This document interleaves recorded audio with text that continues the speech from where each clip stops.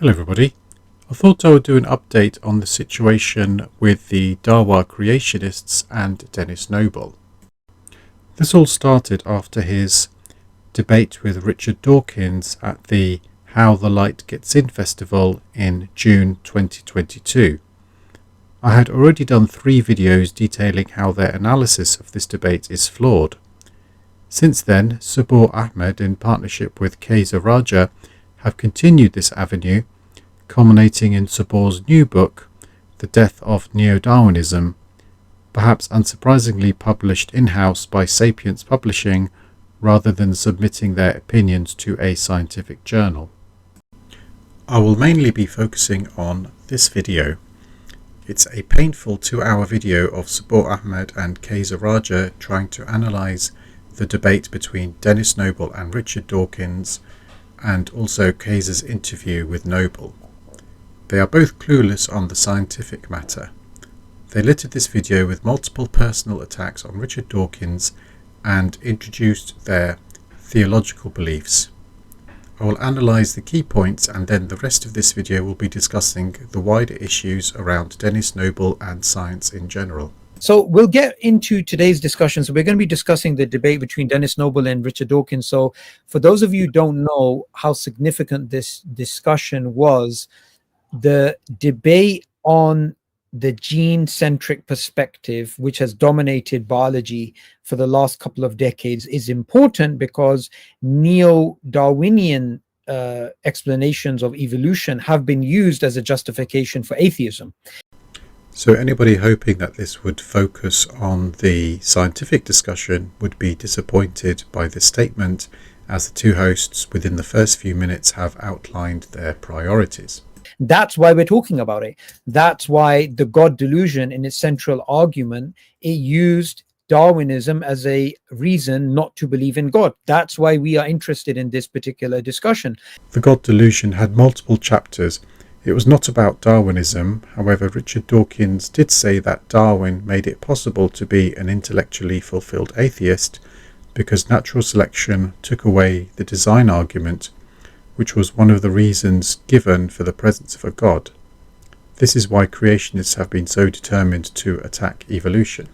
Denis Noble is not going to be misusing biology to be making theological arguments like Richard Dawkins is. We will see later on how ironic that statement is when I show some evidence that it is Denis Noble who is misusing biology to support theological arguments. Going back to the 17th century, we have a debate between Spinoza and Descartes, and the debate is about reductionism versus holism. A modern version of the reductive Descartes perspective, the central dogma. So as soon as you have the DNA, as Dawkins said, you take it, you put it on a piece of granite, you leave it for 10,000 years, you put it in a sequencing machine, you can recreate a human. One-way transmission of information. And Denis Noble is basically arguing from many different angles that you cannot break down biology to that reductive perspective. The central dogma of molecular biology is that genetic information flows from DNA to RNA to protein, and then it cannot flow back. The reason being is due to the redundancy of the genetic code, where multiple 3 base pair codons combinations can specify an amino acid. For example, if you look at the top left, the amino acid PHE, which is phenylalanine, can be coded for UUU or UUC. Therefore, once you have a phenylalanine amino acid, you cannot work backwards to know whether the genetic code was UUU or UUC. That's why the central dogma is one way. Subboor is confused here because this is not controversial at all and is well understood. The reductionism versus holism discussion in biology is around the different importance of the genes and the wider environment. We know that the environmental factors can affect the genome, for example, smoking causing lung cancer. What Noble is promoting is some mechanism whereby organisms can edit their DNA through a form of agency. It is this opinion that is met with skepticism from the scientific community. The genome, we are told, is a blueprint. Yeah. right? Now, a blueprint or a code for life would need to have the entire set of information required to make an organism. Now, Yeah. Denis Noble gives the example that a code has a conditional logic, if then, Yeah. therefore, that. Now, the conditional logic of life is not Yeah. found in the genome. It's actually found in the membrane. Yeah. And the lipids that make up the membrane are not coded for. They're So not you coded. have to inherit that. I left this bit in as it demonstrates his utter lack of knowledge on this subject. The only cell membrane that you inherit is from your mother's ovum. After that, further cell membranes are created, first as an embryo and then later after birth. This is done by the smooth endoplasmic reticulum of the cell, something anybody who studied biology at school will know. There are genes in the DNA which code for the production of lipids at the smooth endoplasmic reticulum. The Denis Noble of 1936, when he was born, right, is not the Denis Noble of 2024, because any of the external environments would have impacted his genome in a way to modify it. So what we find is in the selfish gene, it's very clear the genome is isolated. It's totally isolated from the outside world, and there's no way of it being influenced. I don't know if he's incredibly stupid, lazy, dishonest, or any combination of them. Of course, the Denis Noble of 2024 is an old man and is not the Denis Noble of 1936 when he was born. Everybody accepts that the environment has impacted his genome and could have led to different paths. For example, if he had smoked all his life and been out in the sun, he would have a different genome to if he hadn't done those things. The selfish gene was never about no impact from the environment. It was about the gene being the unit of hereditary. It's well accepted that the environment modifies the genome, but what has not been demonstrated is that the environment affects the gonadal system to pass on the changes. This is due to the well-accepted Weismann barrier, where new information from somatic mutation is not passed onto the germline. This is disputed by Noble and others in the third wave evolution crowd, but we shall see later that this opinion of theirs is unsupported. So this is linked to the idea of the Weismann barrier. The Weismann barrier, which Noble says we now have evidence through extracellular vesicles that, we have the soma communicating in a way that does actually get inherited. It does actually get to the germline. The Weismann barrier is strong in mammals with epigenetic changes only persisting for 1 to 3 generations. In plants, epigenetic changes can persist for many more generations. This is because in plants the Weismann barrier is weaker due to the germ cells arising from the somatic cells. Some worms also demonstrate generational epigenetic inheritance. I'm already a few minutes into this video and I've already had to stop several times to explain why they are wrong. I won't go into minute detail correcting every mistake in their video, but I will just highlight the key themes that they present. Here is a summary of the points raised during this discussion.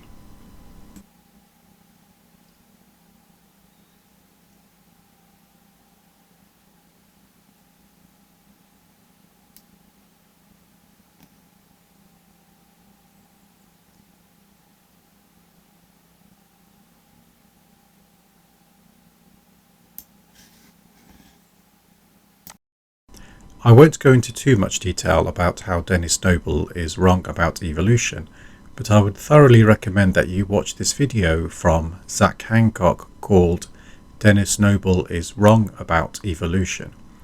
It is 2 hours long and explains very well why Denis Noble and the other third wave proponents such as James Shapiro are wrong about evolution.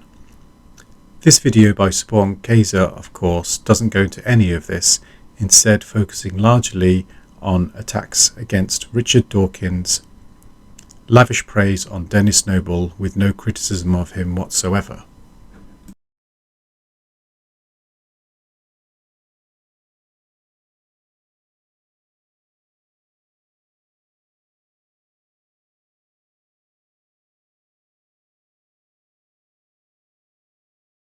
As for the other two videos in this trio that are not highlighted here, the summary of them shows how nothing new was said, and it's just repetition of the longer video that I have just shown. We have published that Subboor and Qaiser Raja have offered no critical analysis of anything that Noble has said. They have just regurgitated what he said with reverence and blind faith. Let's look at what some scientists say about Denis Noble. This is a clip from the Zach Hancock video that I mentioned earlier. Most evolutionary biologists have never heard of the third way, or even know who Denis Noble is. So I have mostly ignored him and his colleagues as just like contrarian cranks, and have focused my attention on the more reputable EES philosophers.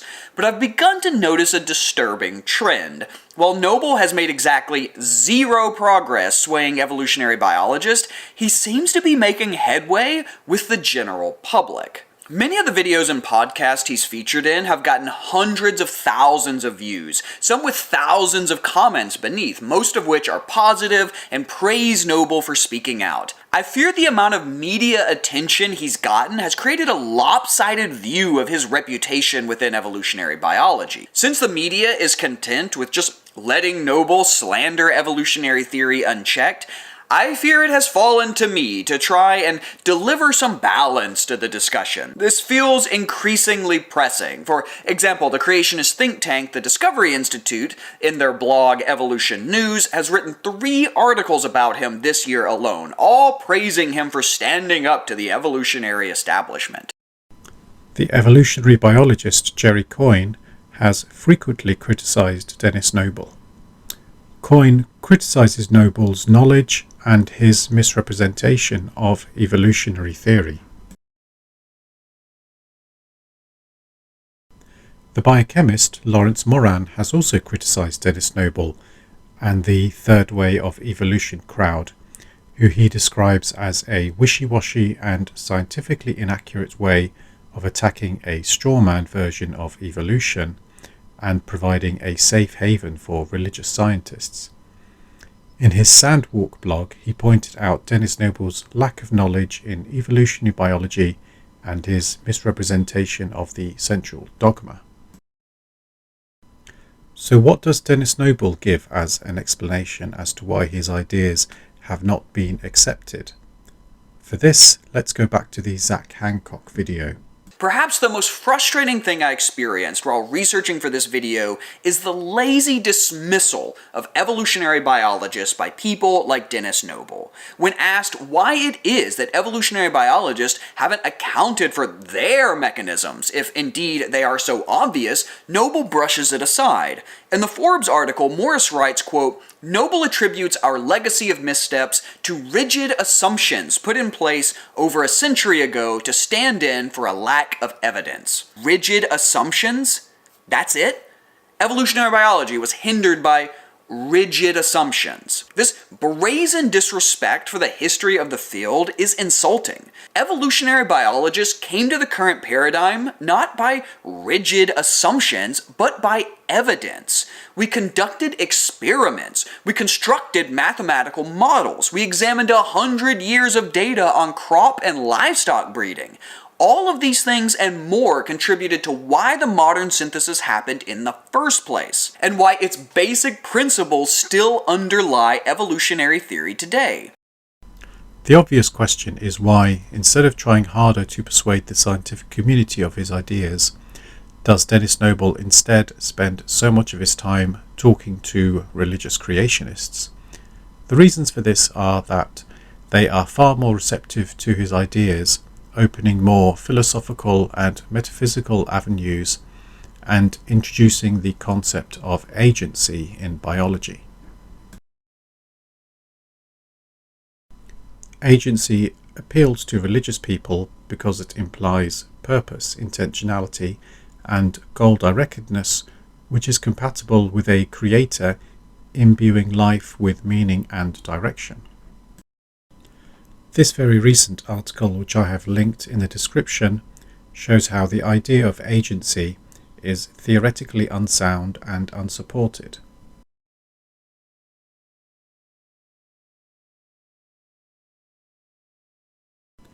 Could there be another motive for Denis Noble to promote these ideas so publicly? A hint is given in various documents and videos which link Denis Noble to the Templeton Foundation. This organisation has one of its aims to be fostering dialogue between science and religion, and of using money to promote religious or ideological agendas under the guise of science.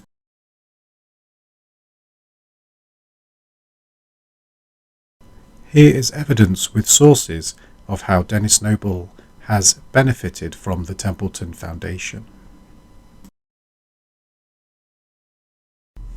John Perry of the Stated Casually channel was quite direct in his criticism of Denis Noble.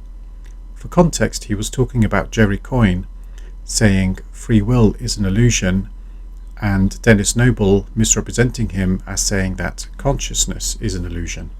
And Denis Noble was talking about consciousness, and he was talking about the evil Jerry Coyne. Denis Noble is a physiologist who, I don't know, maybe 10 years ago or so, he decided to go on a rampage side quest attacking the theory of evolution. He claims that he's not like a young earth creationist or something. He's using Templeton Foundation money, and he's using it to spread lies. I mean, he's spending millions of their dollars to spread lies. It's quite a fascinating thing that's going on. It's very, very weird. Evolution has generated for us a fantastic illusion. It is the illusion that we are conscious. Now, that's his explanation. Jerry Coyne, prominent neo-Darwinist in the United States. So we're not really doing anything with our consciousness, on his view. Well, I don't buy that for a very obvious reason. This box inside here consumes 20% of my energy. Why ever should evolution have developed something that consumes so much energy but which is not actually useful? What he goes on to say is, well, but we might wonder how it comes about that evolution has generated such a powerful illusion. Now, my response to that sentence is to say, wait a minute, Jerry, who is this we who might wonder and then make a choice between agreeing with you or disagreeing with you? Isn't that back to conscious choice? There's a glaring incompatibility there. I don't think we can reasonably deny our own consciousness. So that's Denis Noble, and everything he said there is reasonable, you know? Like, if someone actually said that consciousness is an illusion, and then Denis Noble came and said this, I'd be like, yeah, you go get him. The problem is, Denis Noble is completely lying about Jerry Coyne. Jerry Coyne has never said that consciousness is an illusion. Denis Noble completely made that up. Why did Denis Noble make that up? I don't know. But I know that he is paid by the Templeton Foundation, and the Templeton Foundation does not like the normal theory of evolution. John Templeton wrote a whole book about this, that the theory of evolution is not inspirational enough. So that's their little mission that they're on. And apparently, in their mission, they just lie about people. That's one of the things that they do. Very frustrating. I had to make this video just to point out that Denis Noble lies about people. And this is not a unique thing. And the reason that I stopped to make this video is because I've seen him lie about people so many times in the past, but I've not said anything. And I saw this and it irritated me. I'm like, you know what?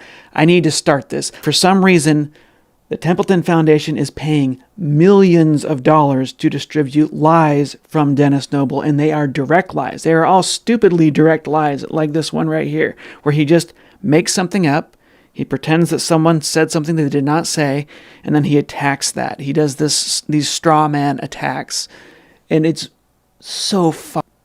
Science is the collection and documentation of observations and an ongoing argument, an ongoing debate about what those observations might mean. But if we are going to have this debate publicly, which is now what's happening online, the people who are making arguments, they have to not lie. It is incredibly inappropriate for Denis Noble to just use his platform and millions of Templeton dollars to lie about other scientists. This is not okay. This is not acceptable. And when we make an argument, it's very important that we take all of the evidence in. We don't cherry pick that evidence. Denis Noble cherry picks and cherry picks and cherry picks. He ignores what he doesn't like. He lies about people. I know this is just one example, and it might seem absurd for me to be attacking him so hard because of just one lie about one other Jerry Coyne, who's, the guy's a jerk anyways. But no, this is not okay. And this is a pattern for Denis Noble. So that's fairly powerful stuff. There is a lot of criticism of Denis Noble's knowledge of evolutionary biology and skepticism of his motives. Yet Subboor Ahmed and Qaiser Raja are either willfully ignorant or profoundly stupid for not realizing any of this. They say nothing negative about Denis Noble in any way, and there is of course these clips from this ridiculous video. Assalamu alaikum. Welcome to this live stream. Today we're going to be speaking about Denis Noble's views on genetic determinism. Now, this is something I love about Denis Noble. I love Noble. Noble's a noble person. Subboor has zero analysis of any of Noble's claims, taking them as truth. This fits in with his agenda of being anti-Dawkins. He regularly accuses scientists of being dishonest while completely overlooking any ulterior motive for what Denis Noble is doing. He has this new book out called The Death of Neo-Darwinism. I have downloaded it and read it, and it appears to be a compilation of all of Denis Noble's ideas without any counter-analysis. I will do a full review of it in future. Subboor's book is one of several books that I will be doing a review on this channel. Thank you for watching, and please let me know what you think in the comments section.